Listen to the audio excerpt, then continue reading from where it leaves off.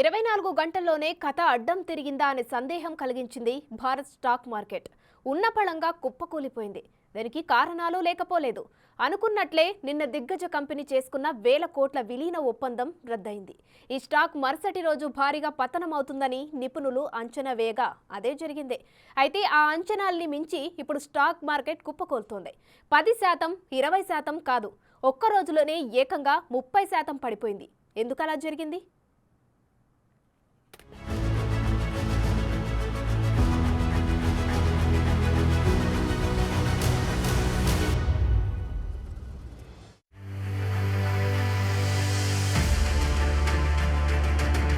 Banking, mid cap, ప్రభుత్వ కంపెనీల స్టాక్లలో profit booking కారణంగా జనవరి 22న భారత మార్కెట్ పెద్ద పతనంతో ముగిసింది.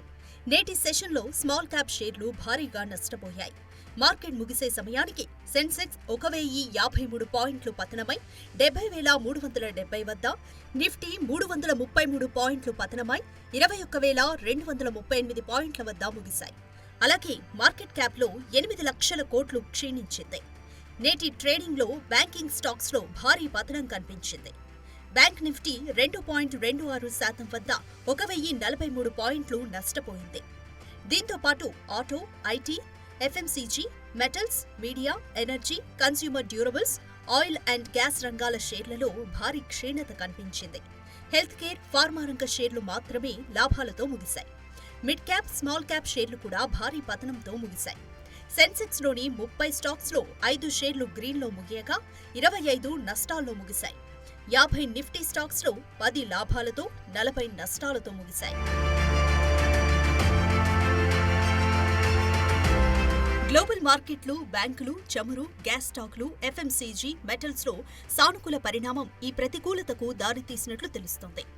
అయితే ఫార్మా స్టాక్లలో కొనుగోళ్లు కనిపించాయి. నిఫ్టీలో సగం నష్టానికి ఆర్ఐఎల్, హెచ్డిఎఫ్సి బ్యాంక్ మాత్రమే కారణమైనట్లు తెలుస్తోంది. పశ్చిమాసియా, ఎర్ర సముద్రంలో ఉద్రిక్తతలు కూడా ప్రభావం చూపుతాయని నిపుణులు భావిస్తూనే ఉన్నారు. అవి ఇప్పుడు తీవ్ర ఆందోళన కలిగించే ప్రాంతాలుగా ఉన్నాయి. మధ్యప్రాచ్యంలో ఏదైనా తప్పు జరిగితే వాల్యుయేషన్లు ఎక్కువగా ఉన్నందున మార్కెట్ ప్రభావం చూపుతుంది.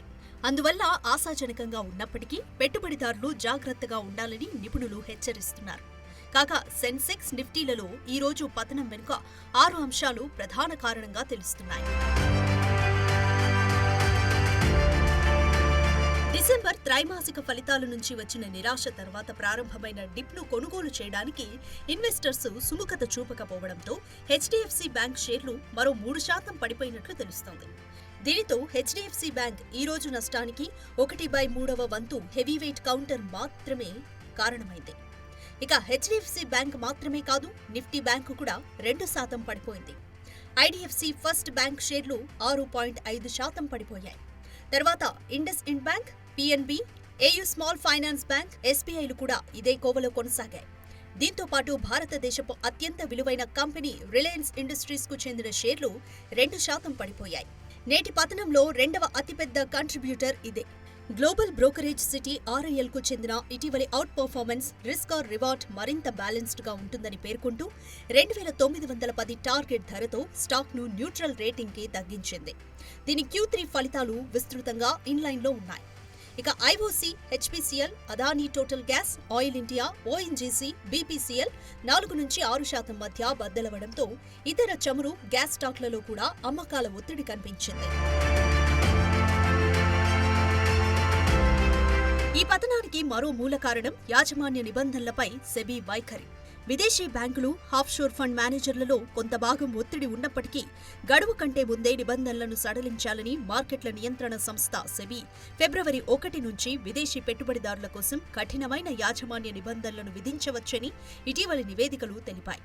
అయితే అనధికారిక అంచనాల ప్రకారం ఈ నిబంధనలను పాటించలేని ఫండ్స్ వల్ల వచ్చే 6 నెలల్లో భారతీయ స్టాక్లలో 1.5 లక్షల కోట్ల నుండి 2 లక్షల కోట్ల రేంజ్లో అమ్మకాలు జరిగే అవకాశముంది. దీంతో పాటు ఎఫ్ఐఐలు గత 2 నెలల్లో కొనుగోలు చేసిన తర్వాత ఎఫ్ఐఐలు ఈ నెలలో ఇప్పటి వరకు 13,000 కోట్లకు పైగా భారతీయ స్టాక్లలో నికర విక్రయదారులుగా ఉన్నారు. ఎంఎఫ్ల నేతృత్వంలోని దేశీయ సంస్థలు అమ్మకాలను స్వీకరించడానికి ప్రయత్నిస్తున్నాయి. ఇక ప్రాఫిట్ బుకింగ్ ఎనలిస్టులు చాలా కాలంగా చాలా స్టాక్లకు వ్యతిరేకంగా హెచ్చరికలు చేస్తున్నారు. సెక్టార్లలో ఓవర్బాట్ జోన్లకు వెళ్లడం, రిటైల్ ఇన్వెస్టర్లు వాల్యుయేషన్ల గురించి పెద్దగా ఆలోచించకుండా స్టాక్లను కొనుగోలు చేయడంలో చూపుతున్న తిరుగులేని నిబద్ధత కారణంగా ఈ పరిస్థితి వచ్చినట్లు తెలుస్తోంది.